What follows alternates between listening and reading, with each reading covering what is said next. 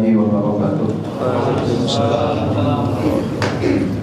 Alhamdulillah nahmaduhu wa nasta'inuhu wa nastaghfiruh wa na'udzu billahi min shururi anfusina min sayyiati a'malina man yahdihillahu fala mudilla lahu wa man yudlil fala hadiya lahu. Asyhadu an la ilaha illallah wahdahu la syarika lahu wa asyhadu anna Muhammadan abduhu wa rasuluhu la nabiyya ba'dahu amma ba'd. Ahibati fillah rahimani wa rahmatullah. Pertama kita bersyukur kepada Allah Azza wa Jalla yang mengumpulkan kita di tempat ini dalam kondisi sehat walafiat, diberikan kesempatan, kelapangan hati untuk bisa menghadiri majelis yang sudah rutin kita laksanakan ini.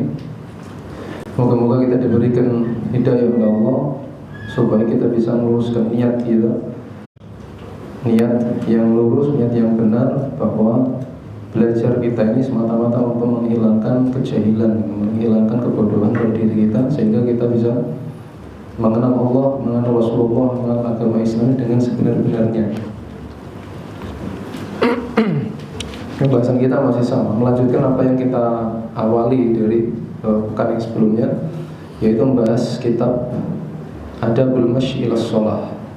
Jadi kalau dari judulnya itu adab-adab seseorang yang berjalan menuju sholat. Tapi sekali lagi barangkali ada yang baru mengikuti bahwa pembahasan kita ini bukan sekedar membahas masalah sholat, tapi lebih tepatnya adalah pembahasan fikih. Pembahasan fikih ibadah yang mencakup 3 jenis ibadah, yaitu yang pertama apa? Sholat, kemudian zakat dan puasa. Karena 3 ibadah ini dia adalah ibadah yang sifatnya terus menerus dikerjakan dan butuh fikih, butuh pemahamannya, butuh penjelasan hukum-hukumnya. Pembahasan yang sebelumnya di pertemuan yang pertama itu, penjelasan yang pertama kita menjelaskan adab-adab seorang yang belajar atau adab-adab orang yang berjalan berjalan menuju masjid. Yang pertama dia apa? Kalau masih ingat apa yang kemarin Pak? Suci sebelum berangkat ke masjid, ya, bersuci sebelum berangkat ke masjid. Kemudian apa lagi? Berdoa. Sudah hafal apa belum kira-kira doanya? Sudah ya? Sudah sederhana Pak. Apa? Ya, doa keluar rumah itu. Menyebut Bismillah, Bismillahirrahmanirrahim, Bismillah. Kemudian amantu billah wa tasaddaqtu billah, tawakkaltu 'ala Allah, la haula wala quwwata illa billah. Sampun sudah dipraktekin itu. Sudah insyaallah ya. Nah, kalau sudah dihafal insyaallah sudah. Tapi kalau belum hafal ya belum. Harus dihafal. Ya, perlunya orang belajar diamalkan Pak ya. Kalau belum diamalkan ya. Termasuk adab yang kemarin itu ini berjalan ke masjid, berwudu dulu berjalan. Itu semua adalah adab-adab yang kemarin kita bahas. Nah, sekarang kita masuk pada poin yang ketiga ini. Nah, beliau di sini mengatakan, Syekh Muhammad di sini beliau mengatakan wa yamshi ilaiha bisakinatin wa waqarin.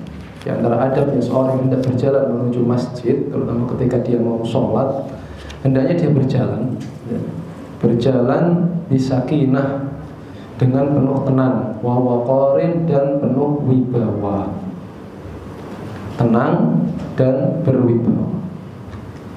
Liqaulihi sallallahu alaihi wasallam, berdasarkan apa yang disampaikan Rasul sallallahu alaihi wasallam. Wa idza sami'tumul iqamah, apabila kalian mendengar iqamah sudah atau salat sudah ditegakkan, qomat. Sudah dengar qomat, berarti kan salat sudah mulai dilaksanakan, dikerjakan gitu. Famshu wa alaikumus sakinah, maka cukuplah kalian berjalan saja, tidak usah buru-buru lari. Cukuplah berjalan, wa alaikumus sakinah, dan hendaknya kalian bersikap sakinah, tenang. Fama adraktum fasallu, dan apabila kalian mendapati imam itu, maka ikuti imamnya, apapun kondisinya. Fama adraktum fasallu, maka ikuti sholat bersama. Wa ma fatakum faqdu, dan apabila kalau kelewat masbuk seperti itu, karena mungkin kita berjalannya tidak lari-lari, tidak buru-buru, faqdu, atau diriwayat fa'atimmu, cukup disempurnakan apa yang kurang atau apa yang terlewat dari gerakan sholat bersama imam tersebut. Baik, ini adalah adab yang keberapa? Adab yang ketiga. Ada beberapa poin yang perlu disampaikan di sini. Pertama, di sini Rasul Shallallahu Alaihi Wasallam memerintahkan kita ini untuk bersikap as-sakinah atau tenang. Atau Syekh tadi mengatakan alaih bis-sakinatin wa waqar, bersikap tenang dan wibawa. Apa bedanya ini dari itu? Tenang dan wibawa ini apa? Yang dimaksud tenang itu para ulama menyebut bahwa tenang itu adalah yang lebih kepada gerakan fisik. Jadi tidak perlu buru-buru jalannya tergesa-gesa.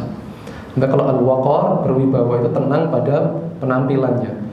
Tidak teriak-teriak, tidak berisik seperti itu. Itu menunjukkan ketenangan. Dia tidak ketawa-ketawa, tidak guyon-guyon.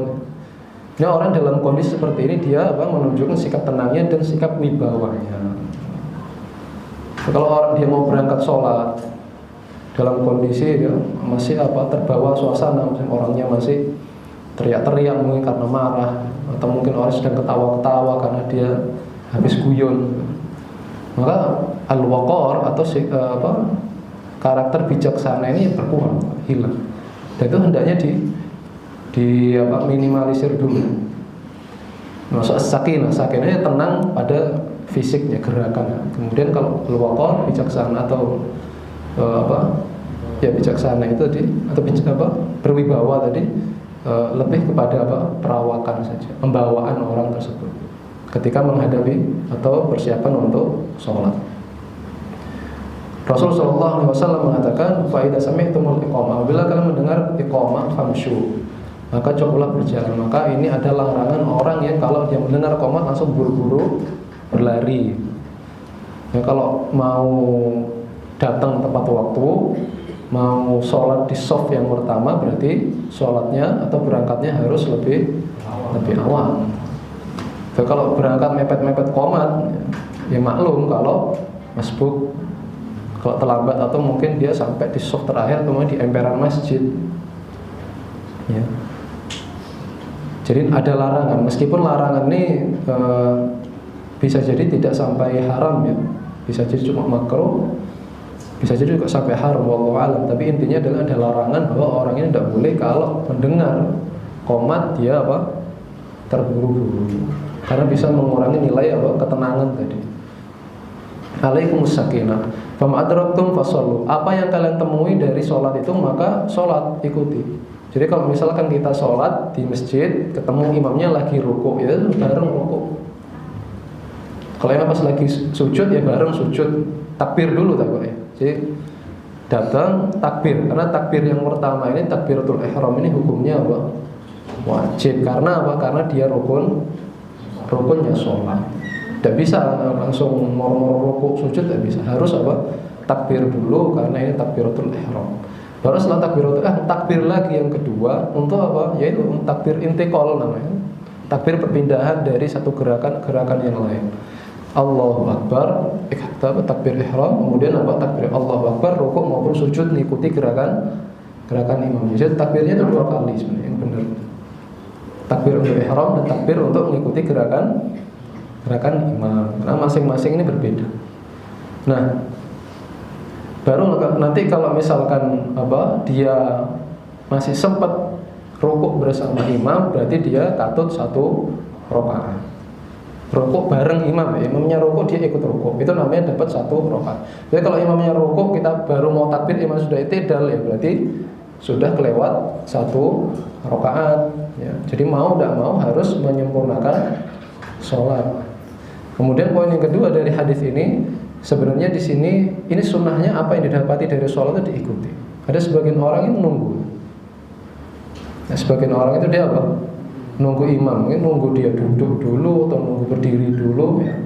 Ini sebenarnya keliru karena tidak sesuai dengan perintahnya Rasul. Perintahnya Rasul itu fam adraktum, apa saja yang kalian temui, gitu. Apa saja yang kalian temui dari gerakan imam tadi itu, sudah ikuti sholat.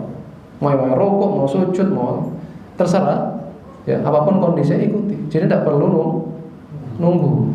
Itu yang lebih sesuai dengan sunnah. Tapi kan sama saja, rakaatnya tetap nambah. Iya, rakaatnya nambah. Yang namanya orang masbuk ya nambah. Tapi yang lebih afdol itu apabila dia mengikuti sunnah tadi. Ya, apa yang dikerjakan imam dia ikuti, meskipun dia tetap harus nambah gerakan sholat. Tidak perlu nunggu. Amma fatakum waktu apa yang kemudian kalian lewati, maka kemudian apa hendaknya dia menyempurnakan.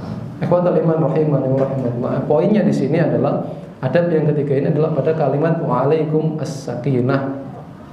Kalian hendaknya menjaga as-sakinah, ketenangan. Sampai-sampai ada salah seorang sahabat Nabi sallallahu alaihi wasallam dalam sebuah athar atau riwayat Ali bin Abi Thalib, bukan Ali, tapi cucunya Ali bin Husain bin Ali bin Abi Thalib, cucunya Ali bin Abi Thalib. Dia ketika wudu itu mau sholat berarti Pak ya. Dikatakan idza tawaddaa yasfarra launuhu fa idza qama ila shalah irta'ada min al-farad. Ali bin Hasan atau Ali bin Husain tadi itu cucunya Ali. Beliau itu apabila mau sholat berwudu itu dalam kondisi wudu itu yasfarra launuhu, wajahnya itu berubah merah. Kenapa kok merah? Saking apa? Takut orang lagi cemas ya. Rona wajah itu berubah memerah atau menguning. Yasfar launu, rona wajahnya memerah menunjukkan di dalam kondisi sedang takut. Wa idza qama ila shalah, dan ketika dia sudah berdiri menghadap sholat, persiapan mau takbir itu, irta'ada min al-farad, orangnya gemetaran apa? Min al-farati, karena seperti orang ketakutan seperti itu. Maka ditanya alasannya kok sampai kayak gitu. Mau sholat itu sampai orang ketakutan, mukanya pucat, kemudian apa badannya sampai gemeteran kalau mau sholat. Ditanya kenapa alasan sampai kok sampai seperti itu, bawaan sampai ketika mau sholat kok seperti orang ketakutan. Faqala, apa jawaban dia? Dia mengatakan ala tadruna baina man uridu an aqum wa liman munajjah. Apa sampai tidak tahu siapa yang sedang saya hadapi ketika saya sholat? Siapa yang sedang saya ajak bicara ketika saya sedang apa? Sedang sholat. Siapa? Ya Allah. Itu menunjukkan apa? Menunjukkan sikap tenang dan wibawa. Ini tidak ada orang mau sholat itu salaf kita dahulu itu guyon. Kenapa ya? Orang zaman sekarang gitu, mau sholat itu guyon dulu. Ya, senggol-senggolan sama temennya. Padahal sudah baris ini. Orang sudah tua-tua kan. Sudah beres ini, sudah komat, sudah orang imam sudah mau takbir, guyon. Jadi guyon bukan anak kecil. Orang sudah dewasa, sudah jenggot putih, guyon. Lah, dikira kita mau sepak bola, bagaimana beresnya? Lah, ini tidak sesuai dengan apa yang diarahkan oleh Rasulullah. Ini adabnya sebenarnya. Saya tidak dosa, kalau dosa tidak berdosa tidak. Cuma karena kita sedang membahas adab. Karena kita sedang membahas apa? Adab. Sesuatu yang pantas dan tidak pantas. Kamu singkirkan dulu masalah ini haramkah atau wajib. Yang penting masalah adab itu ini pantas atau tidak pantas. Karena kita sedang apa? Berusaha untuk menampilkan diri kita sebaik mungkin kan begitu. Ya, itu salaf kita terus seperti itu. Mau sholat itu dia khusyuk, tenang, bahkan menunjukkan apa? Seakan-akan dia takut, mukanya itu kelihatan takut. Ya.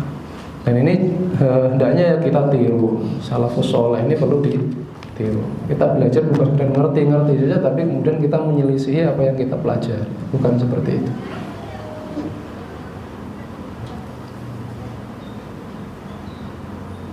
Tapi ikhwatal iman rahimani wa rahimakumullah. Kemudian di riwayat yang lain, ya, di sebuah kisah yang lain, athar yang lain, famin haibatihi lillahi azza wa jalla. Kisahnya masih sama, terkait dari siapa tadi? Ali bin Husain tadi, yaitu cucunya Ali bin Abi Thalib. Annahu kan yakhafu min Allah fataghayyara. Ketika dia takut ya, saking takutnya dia kepada Allah, itu kelihatan mukanya itu berubah, warna wajahnya itu berubah. Ya. Ketika dia hendak menghadap kepada Allah, ketika hendak dia mau sholat. Kemudian disebutkan ketika dia mau sholat, annahu ihtaraqal baitul ladzi huwa fi. Ini ketika dia sedang mau sholat, ada orang datang dari luar masjid, datang ngabari, Ali, saya bahasanya gitu ya, Ali, rumahmu kebakaran. Nah, rumahnya apa? Kebakaran. Ini berita serius atau berita biasa ya Pak? Rumah kebakaran. Rumahnya tempat dia tinggal, bukan rumahnya ayamnya dia, rumahnya burungnya. Rumah dia tempat tinggal, alladzi huwa fihi, yang mana dia tempat tinggal itu kebakaran. Wa huwa qa'imun yusalli, dalam kondisi dia sedang sholat. Kalau kita dikabar gitu, misalnya, wah, Rumah kobongan. Oh jangan rumahnya sudah, kandangnya burung mau kobongan, kebakaran ayamnya langsung itu dibatalkan sholat dan mari segera pulang. Kalau kita seperti itu, kandang kambingnya kobongan atau semisalnya. Adapun Ali bin Husain ini dia ketika di sana rumahmu tempat tinggalmu kebakaran dalam posisi dia sedang sholat. Falamman sharafa, ketika dia sudah berpaling atau selesai, qalu lahu, mereka atau orang-orang di sekitar tanya, malaka alam tasawuf, kenapa kau tidak segera selesaikan sholatmu? Kok tetap dikerjakan? Karena rumahmu sudah dikabari kebakaran. Boleh tidak membatalkan sholat karena ada berita seperti itu? Saya boleh apa tidak sebenarnya? Boleh. Saya sifatnya darurat ya, apalagi kalau ini mengancam nyawa sebenarnya. Di rumah ada anak kecil, boleh dapat jawab boleh. Nah, sifatnya darurat. Apa yang dikatakan sahabat-sahabatnya Ali tadi, dia malah kalam tasawuf, kenapa enggak sampai batal, enggak segera pulang? Faqala inni ishtaghaltu an hadhihi an-nar bin naril ukhra. Itu jawabannya apa? Saya ini sedang disibukkan dengan neraka dengan api daripada api yang lain. Maksudnya saya sedang sibuk memikirkan betapa mengerikannya api neraka itu. Ya, daripada neraka daripada api-api yang lain. Kalau api dunia oke, itu bahaya. Tapi kalau api neraka yang sedang saya minta untuk saya dilindungi oleh Allah Subhanahu wa taala, ini tidak ada apa-apanya. Sampai seperti itu. Ikhwatal iman rahimani wa rahimakumullah. Intinya adalah yang perlu digarisbawahi itu adalah ketenangan, sikap tenang, wibawa itu dijaga ketika sholat. Jadi saya harap ya jangan ada kalau diantara kita mau sholat tapi masih sibuk rusak ini, kali guyon, ya. Kayak tak pantas enggak Pak. Saya anak kecil enggak pantas saya sebut. Apalagi kalau orangnya sudah dewasa, gitu ya. Ini permisalan saja. Baik, ini adab yang keberapa? Adab yang ketiga. Berikutnya, di antara adabnya lagi di antara sunnah. Kalau kita membahas adab ini pada asalnya hukum dari sebuah adab itu sunnah atau mustahab, dianjurkan. Kalau bisa kita kerjakan, alhamdulillah. Anda ya, insya Allah nanti bisa. Meskipun tidak sampai derajat wajib. Berikutnya apa? Wa an yuqariba baina khutahu wa yaqul. Hendaknya dia memendekkan jangkauan langkahnya. Jadi kalau dia berjalan jangan seperti orang jogging itu jangkanya panjang-panjang. Tapi justru disunahkan untuk diperpendek. Kenapa? Karena setiap langkah kaki yang kita langkahkan menuju masjid ini ada fadilah. Di sebuah riwayat dan sebuah hadis sebut bahwa satu langkah itu dia akan menghapuskan dosa-dosa kita, satu langkah berikutnya dia akan mengangkat derajat. Dan semakin banyak kan berarti semakin bagus. Tapi kalau kita memperpanjang itu, ya berarti semakin sedikit ya fadilah yang kita terima. Ya sebisa mungkin. Wa yuqarib baina khutahu wa yaqul, kemudian dia mengucapkan doa ketika dia berjalan. Ada doanya Mas. Kalau kita sedang berjalan menuju masjid ada doa. Dan di sini ada dua doa yang disebut oleh Syekhnya, oleh Syekh Muhammad ada dua doa. Yang satu doanya dari riwayat yang dhaif. Yang kedua nanti riwayatnya sahih. Riwayat yang dhaif ini baru yang akan kita bacain nanti. Meskipun secara riwayat dia dhaif, bukan berarti tidak boleh dibaca. Yang namanya orang berdoa boleh-boleh saja. Ya. Tapi yang keliru menganggap bahwa doa ini benar-benar sumbernya dari Rasul, itu keliru. Seperti itu saja. Tapi kalau mau diamalin monggo, tidak ada masalah. Adapun yang riwayat yang kedua itu nanti riwayatnya sahih, sehingga otomatis boleh diamalkan dan boleh diyakini bahwa ini adalah ajaran langsung dari Rasul Sallallahu Alaihi Wasallam. Baik, kita akan sebutkan dulu hadis yang dhaifnya dulu. Pertama, ini sekedar untuk nambah wawasan. Ini mau diamalkan monggo tidak ada masalah. Saya pribadi juga belum pernah mengamalkan hadis yang dhaif ini, yang sahih kan masih luput ya kadang ya. Tapi intinya monggo tidak ada masalah untuk dikerjakan. Apa doanya? Baik. Doanya ini diriwayatkan oleh Al-Imam Ahmad. Diriwayatkan juga oleh Imam Ibnu Majah dalam kitab-kitab hadis mereka. Apa redaksinya? Rasulullah SAW di dalam riwayat yang ini dikatakan bahwa Allahumma inni as'aluka bihaqqis sa'ilin 'alaika. Ya Allah, saya meminta kepadamu dengan haknya orang-orang yang berdoa kepada dirimu. Apa maksudnya ini? Haknya orang berdoa itu apa? Untuk diijabahi. Setiap doa yang dipanjatkan itu hak bagi Allah untuk apa? Mengijabahi, untuk mengabulkan. Begitu. Ya Allah, saya meminta kepadamu dengan hak orang-orang yang meminta kepada dirimu, wa haqqi masyaya hadza, dan hak setiap langkah kaki saya. Maksudnya hak langkah kaki saya ini adalah setiap langkah kaki saya ini ibadah. Ya kan? Saya menuju masjid ibadah. Berarti langkah kaki ini juga termasuk ibadah. Karena ini wasilah untuk ibadah dan hukumnya menjadi sama. Sebagaimana saya melangkahkan kaki untuk ibadah, langkah kaki saya untuk ibadah. Fa inni lam akhruj asyaran wala bataran wala riyaan wala sum'atan. Dan sesungguhnya saya ini keluar bukan dalam kondisi untuk sombong, bukan untuk berbangga-banggaan, bukan untuk riya, keluar masjid mau dilihat orang, wala sum'ah, bukan pula untuk didengar oleh orang lain. Wa kharajtu ittiqa'a suhtika. Saya ini keluar ke masjid ini tujuannya hanya untuk ittiqa', untuk menghindarkan diri saya dari murkamu, ya. Ikhlas, bukan karena orang lain, bukan mau sombong-sombongan. Wa ittiqa' mardatika, dan saya hanya mengharapkan ridho dari dirimu. Ini mukadimah dari doa tersebut. Baru kemudian orang ini berdoa, as'aluka an tunqidhani minan nari, ya Allah, saya meminta kepadamu supaya saya diselamatkan dari api neraka. Wa taghfir li dzunubi jami'a, dan engkau menghapuskan setiap dosa-dosa yang saya kerjakan. Innahu la yaghfiru dzunuba illa anta, karena sesungguhnya tidak ada yang mengampuni dosa kecuali engkau. Doanya baik apa enggak berarti? Bagus apa enggak? Bagus. Makanya saya tadi bilang, boleh tidak diamalkan? Boleh. Sebagaimana kita mau berdoa apa saja ya boleh. Cuma tadi perlu digarisbawahi bahwa hadisnya ini dhaif, jadi jangan tidak perlu kita yakini bahwa redaksinya ini benar-benar dari Rasul, karena diragukan ya, seperti itu. Tapi bukan berarti tidak boleh dikerjakan, boleh. Pakai bahasa Indonesia apa? Boleh. Berdoa dengan bahasa Indonesia sambil jalan, ya Allah, saya ini nyebut dengan liris saja, tidak perlu sambil keras-keras.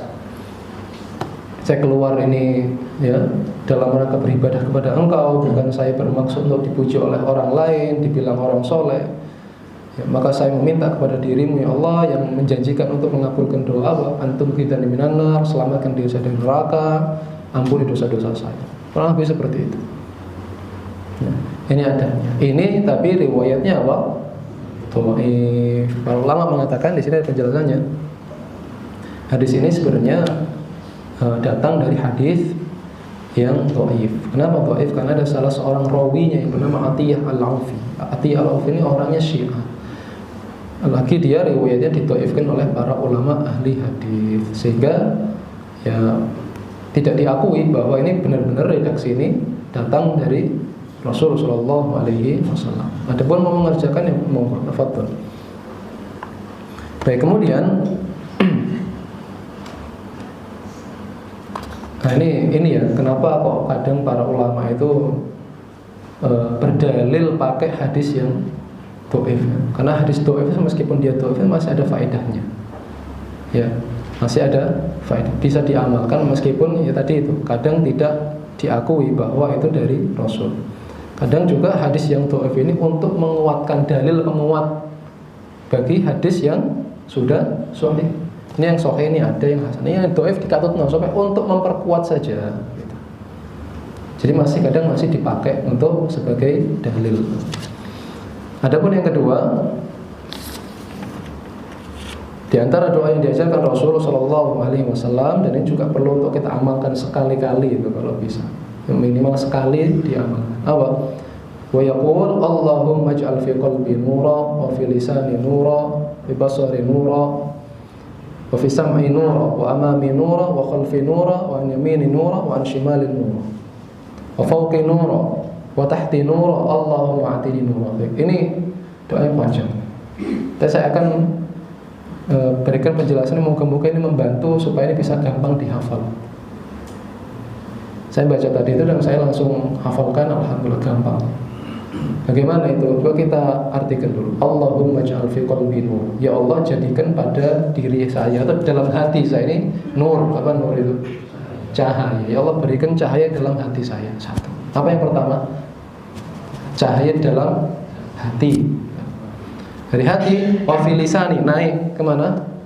Dan pada lisanku berikan cahaya juga. Naik lagi. Waj'al fi basari. Apa basar? Penglihatan. Dan berikan pada penglihatan saya nur, cahaya juga. Dari bawah apa? Hati, lisan, penglihatan, cahaya. Kemudian wasam'i, ofisami nur, telinga saya, pendengaran saya, ya, pendengaran saya, cahaya. Berikan pada pendengaran cahaya. Sudah? Kemudian ini wa amami nuran, wa khalfi nuran, wa an yamini nuran, wa an syamali nuran. Berikan cahaya di hadapan saya, di depan saya, di belakang saya, di sebelah kanan saya, dan sebelah kiri saya. Urutannya gampang. Apa? Depan, belakang, kanan, kiri. Dan yang terakhir, apa? Wa fawqi nura wa tahti nur. Yang kemudian apa? Berikan cahaya di atas saya dan dari depan, belakang, kanan, kiri, atas, cahaya. Dan terakhir ditutup Allahumma a'tini nuran, ya Allah berikan saya cahaya semuanya. Itu kesimpulan dari apa itu? Baik. Ini adalah hadis yang sahih dan diriwayatkan oleh Al-Imam Al-Bukhari dan Al-Imam Muslim. Ya. Hadisnya sahih, mau diamalkan. Redaksi Arabnya tadi itu Allahumma ja'al, ya Allah jadikan dalam hati saya cahaya. Allahumma ja'al fi qalbi nura, wa lisani nura, wa basari nura, wa sam'i nura, waj'al fi wa amami nura, wa khalfi nura, wa an yamini nura, wa an shimali nura, wa fawqi nura, wa tahti nura. Allahumma a'tini nura. Khalas. Sampai 1 menit. Apa? Sudah apa? Kalau udah hafal bahasa Indonesia tadi, apa dari bawah? Apa? Ya Allah berikan cahaya pada hati saya. Terus pada apa lagi? Pada lisan saya, pada mata saya, terakhir pendengaran. Sisanya apa? Berikan cahaya pada arah depan saya, belakang saya, kanan saya, kiri saya, atas dan bawah. Kemudian ditutup dengan ya Allah berikan saya cahaya semuanya. Nah, gampang Pak. Bahasa Arab tidak bisa, bahasa Indonesia. Bahasa Indonesia dari bahasa usik, terserah. Sebenarnya doa, sekali-kali berdoa. Itu kapan ketika kita berjalan menuju apa? Menuju masjid. Baik. Itu monggo dihafalkan, monggo dicatat, diulang-ulang. Tapi sekarang saya ingin menjelaskan maksud dari hadis yang barusan kita baca itu. Kenapa kok kita minta cahaya? Cahaya itu apa maksudnya? Nah, ini perlu dijelaskan. Yang dimaksud cahaya ini yaitu adalah nurul basirah. Ada dua. Ada sebagian ulama mengatakan yang dimaksud cahaya itu cahaya pada hati. Ada ulama yang lain mengatakan cahaya ini benar-benar cahaya, penerangan seperti ini. Jadi orangnya bercahaya. Tapi hal ini bisa dikumpulkan bahwa dua-duanya akan diberikan oleh Allah Subhanahu wa ta'ala. Cahaya pada hatinya dan cahaya pada fisiknya. Cahaya menerangi, jelas-jelas cahaya. Yang pertama, Syekh Shalih Fauzan di sini mengatakan bahwa yang dimaksud cahaya ini di dunia itu adalah cahaya berupa petunjuk hidayah. Apa? Yang dimaksud cahaya di dunia itu maksudnya apa? Cahaya petunjuk. Dari mana sumbernya petunjuk ini? Dari Al-Quran dan Sunnah. Maka barang siapa yang dia diberikan hidayah oleh Allah, diberikan cahaya ke dalam hatinya, pemahaman terhadap Al-Quran dan Sunnah, maka dia akan bisa menilai. Fungsinya cahaya itu untuk apa? Untuk memberikan penjelasan. Oh, ini jalannya lurus, ini jalannya bengkok, ini ada lubang, ini jalannya datar, kan begitu ya. Kurang lebih cahaya yang bersumber dari hidayah itu kurang seperti itu.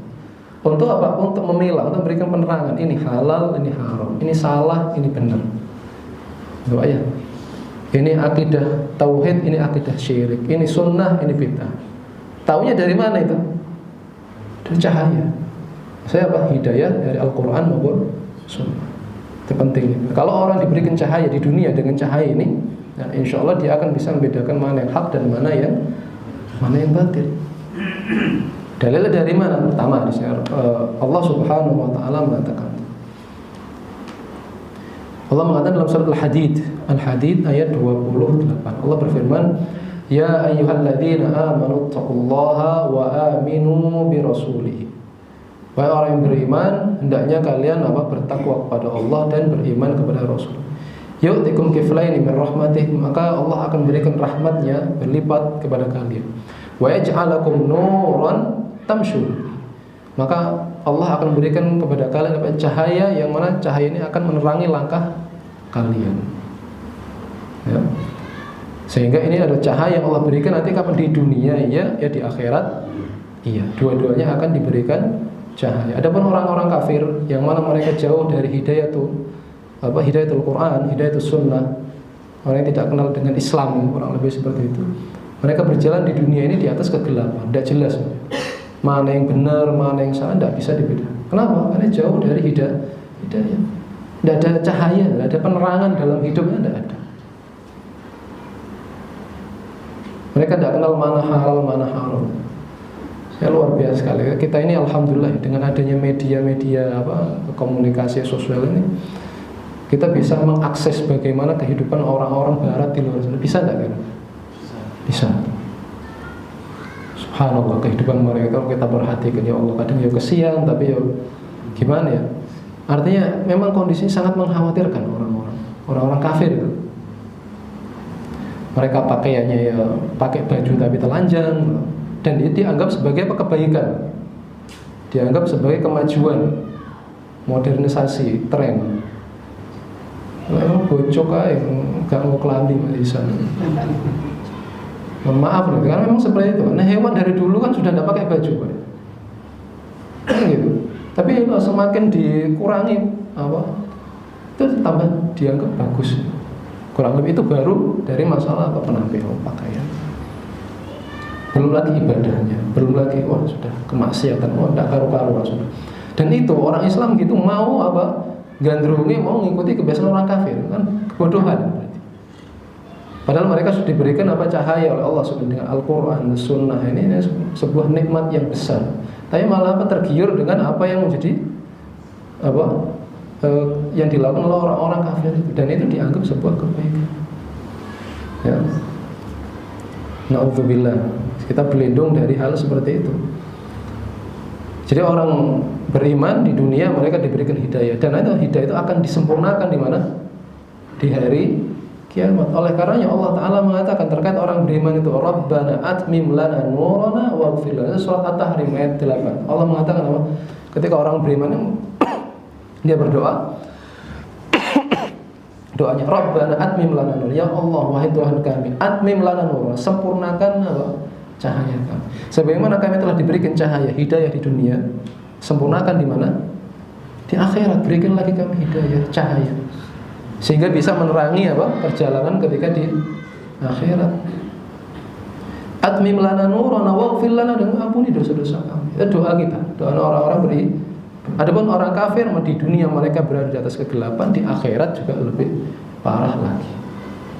Orang-orang munafik, bagaimana orang munafik? Orang munafik dikatakan bahwa awalnya nanti mereka itu di akhirat punya hidayah, punya cahaya, dikasih cahaya. Ketika mereka menjalani proses-proses sampai menuju surga, melewati sirat segala macam, mereka awalnya itu diberikan cahaya awalnya. Tapi tiba-tiba cahayanya redup, hilang. Ketika orang-orang beriman itu jalan, mereka mengatakan, "Udhurna naktabis min nurikum." Orang munafik itu dalam surat apa itu? Dalam surat Al-Hadid, Allah mengatakan terkait ucapan orang-orang munafik, "Unzuruna naktabis min nurikum." Orang-orang beriman sudah berjalan dengan cahaya yang mereka dapatkan dari Allah itu. Berjalan. Enak. Orang munafik tiba-tiba cahaya hilang, dia ngomong, "Ya, wahai orang-orang beriman, tunggu kami." Tenong, jadi ditinggal. Kenapa? Karena awalnya cahaya yang mereka dapatkan hilang. Sebagaimana dahulu di dunia mereka diberikan hidayah, dikenalkan dengan Al-Quran, dikenalkan dengan iman, dengan Islam. Tapi apa? Sudah kenal malah ditinggal. Ya, cuma ngaku saja orang beriman, orang muslim, tapi pada kenyataannya mereka tetap kufur. Mereka membenci hidayah tersebut. Itu orang. Unzuruna naqtabis min nurikum, orang-orang beriman, tunggulah kami supaya apa? Supaya kami bisa mengambil cahaya atau apa? Mengambil penerangan dari cahaya kalian. Saya apa istilahnya? Nebeng di belakang, biar saya kelihatan jalannya kemana. Apa kata orang-orang beriman? Jawabannya apa? Qila rji'u wara'akum faltamisu nura. Maka dikatakan kepada mereka orang-orang munafik, irji'u, balik sana, cari cahaya kalian sendiri. Ya tidak boleh katut sama orang, karena apa? Jalurnya berbeda. Mereka orang mukmin yang sungguhan, lah mereka orang mukmin bohong.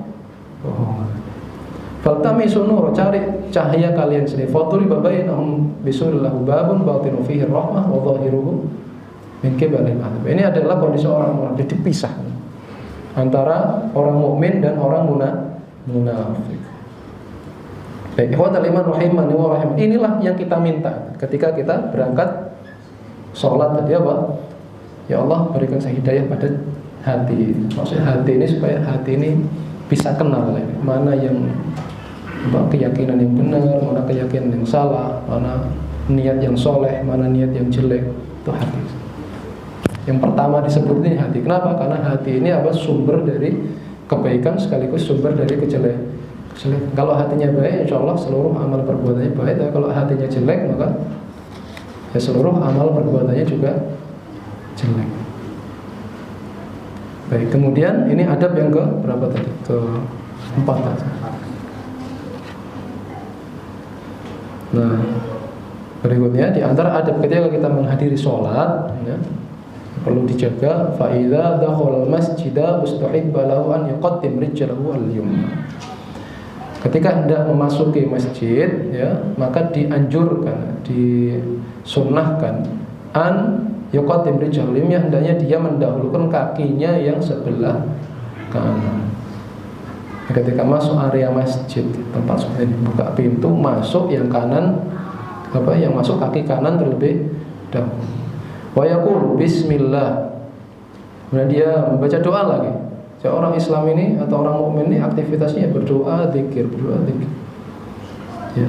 Dia mengucapkan bismillah, a'udzubillahil azim wa biwajhil karim wa sultanihil qadim minasyaitonir rajim. Jadi baca bismillah, baca ta'awudz. Urutannya apa? Bismillah, ta'awudz. Bismillah, a'udzubillah, ya. A'udzubillahil azim wa biwajhil karim wa sultanil azim minasyaitonir rajim. Sudah hafal? Biasa a'udzubillahi minasyaitonir rajim. Sudah. Bismillah, a'udzubillahi minasyaitonir. Kalau versi lengkapnya ya.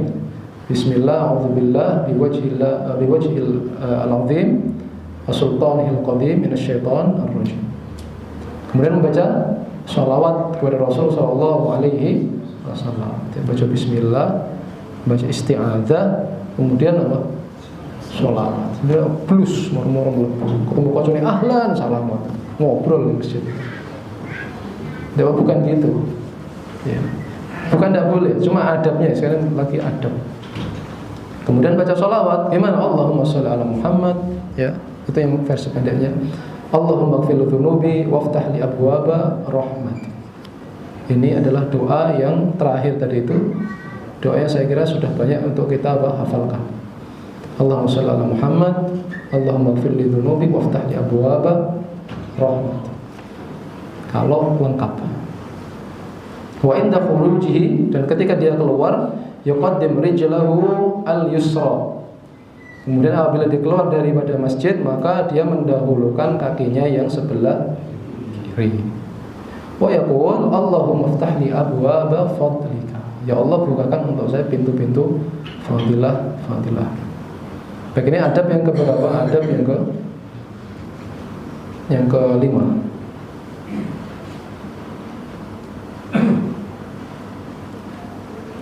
Terkait masuk masjid dengan kaki kanan dan keluar dengan kaki kiri.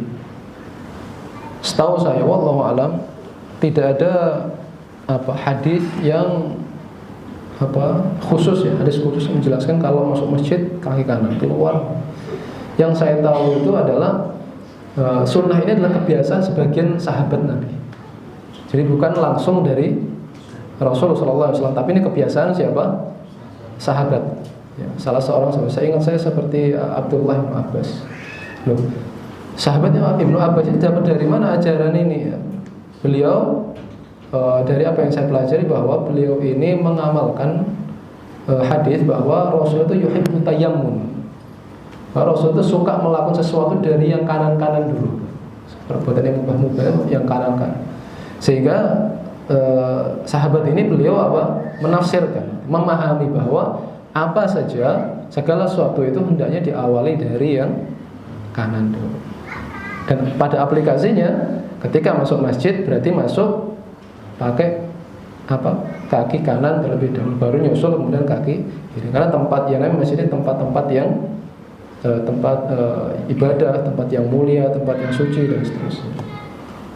Beda halnya kalau kita masuk toilet. Nah, kebalikannya, maka yang didahulukan adalah kaki kiri, ya, baru kemudian kaki kanan. Seperti itu. Ini hasil hasil pemahaman dari sebagian para sahabat Nabi SAW. Nah, berarti boleh tidak diamalkan? Boleh. Karena mereka juga melakukan sesuatu berdasarkan dalilnya. Baik. Kemudian terkait doa ini diajarkan oleh Rasul Shallallahu Alaihi Wasallam dalam hadis yang sahih diriwayatkan Imam Muslim dan ulama yang lain. Rasul mengatakan, "Idza dakhala ahadukum al-masjid," apabila salah seorang dari kalian itu masuk masjid, falyaqul, maka hendaknya dia mengucapkan, "Allahumma ftah lana abwaaba rahmatika." Ya Allah, bukakan untuk kami pintu-pintu rahmat-Mu. Allahumma ftah lana abwaaba rahmatik. Lana itu artinya untuk kami. Kalau yang kita baca itu Allahumma ftahli, berarti untuk saya. Boleh, tidak ada masalah. Allahumma ftahli abwaaba rahmatik. Allah kata seperti Allahumma ftah lana abwaaba. Sama, intinya sama. Minta dibukakan pintu-pintu rahmat, kasih sayang dari Allah Subhanahu wa taala. Wa idza kharaja, nah bila keluar, kata Rasulullah, "Falyaqul Allahumma inni as'aluka min fadlik." Itu redaksinya. Apabila keluar, maka hendaknya dia mengucapkan, "Allahumma inni, ya Allah, sesungguhnya saya memohon kepadamu, as'aluka min fadlika, memohon sebagian dari karunia atau fadilah." Hadis riwayat dari siapa? Imam Muslim. Tim adzan. Kita adzan dulu, nanti disambung Muslim.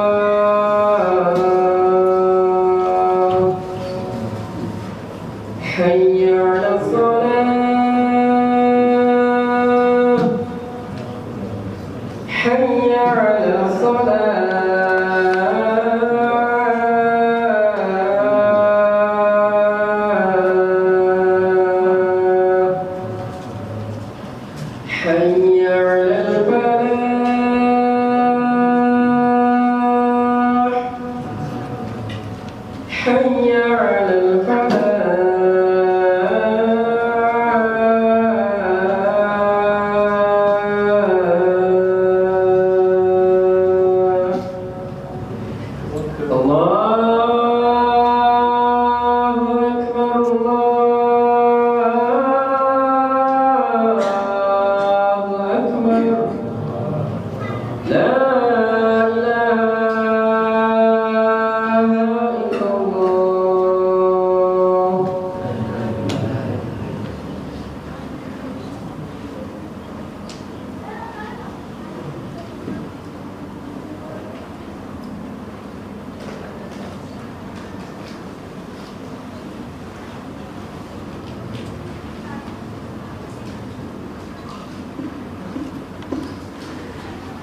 Baik, kita sambung sedikit terkait apa yang kita sebutkan barusan, bahwa di antara adab ketika seorang masuk masjid, ya, hendaknya dia mendahulukan kaki yang kanan, kemudian baru yang kiri. Dan ketika dia masuk, dia membaca doa, Bismillah, a'udzubillah al-azim wa biwajhil karim wa sultanil qadhim minasyaitonir rajim.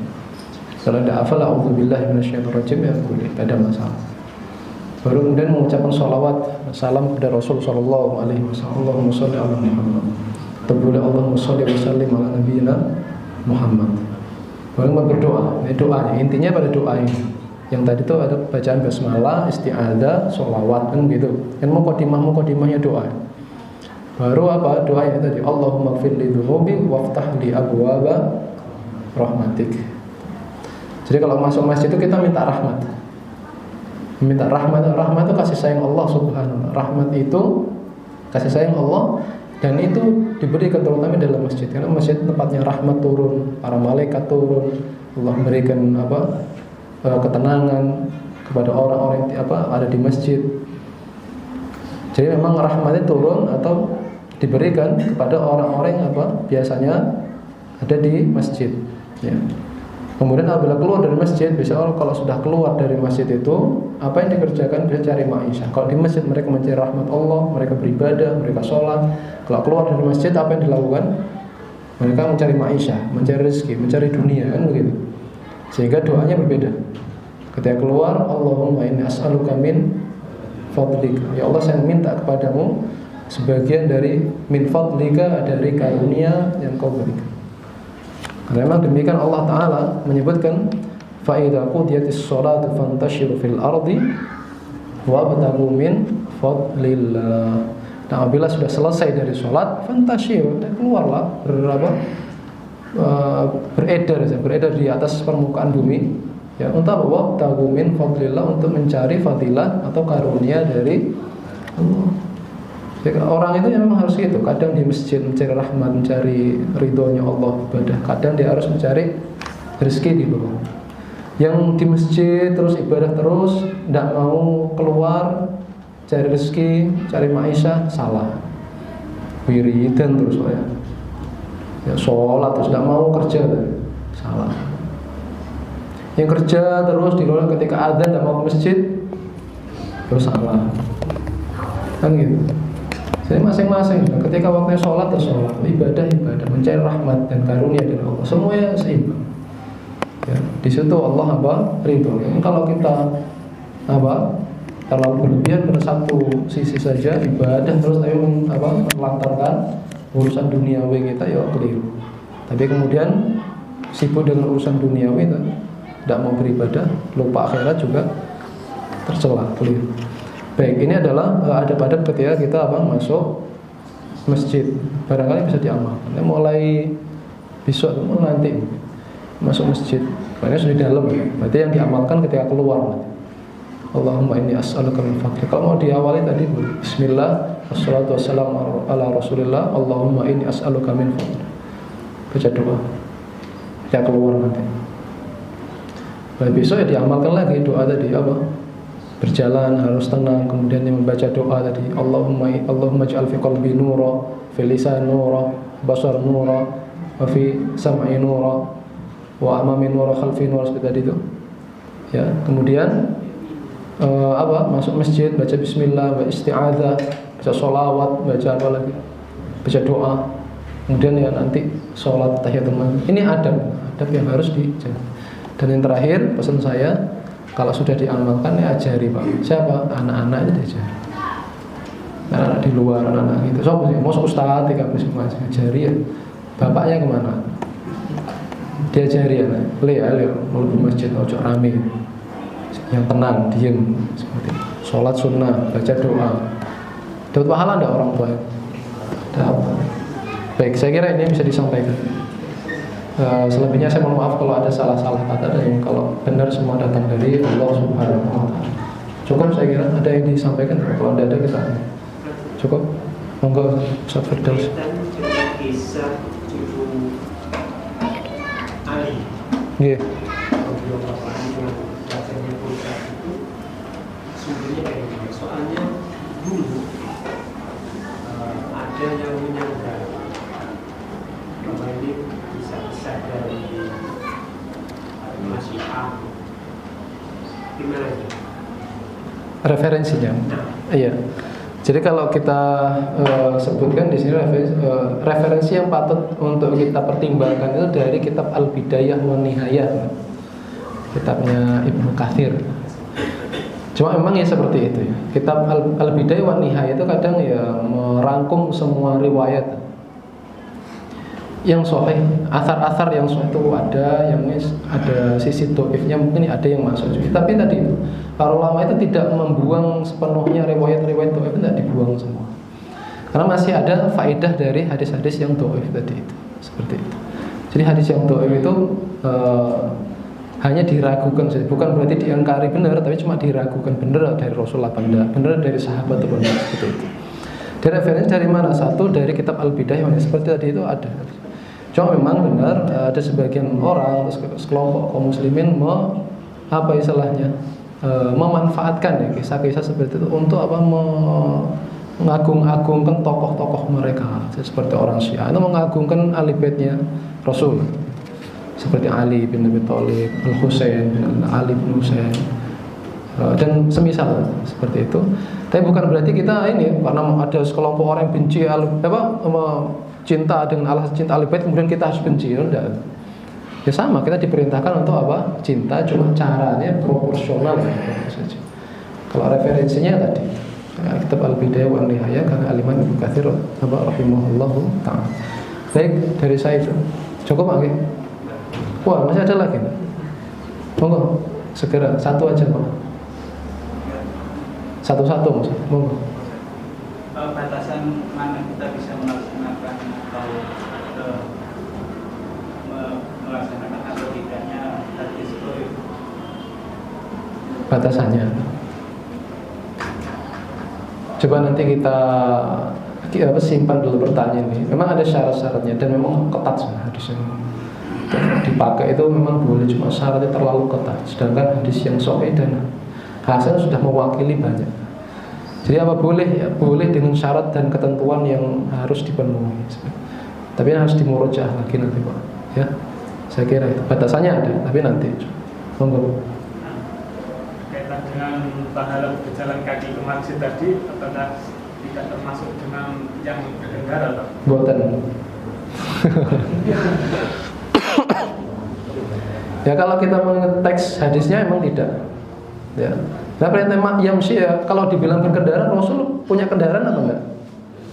Punya ada Pak? Ada, naik keledai, naik unta, naik apa.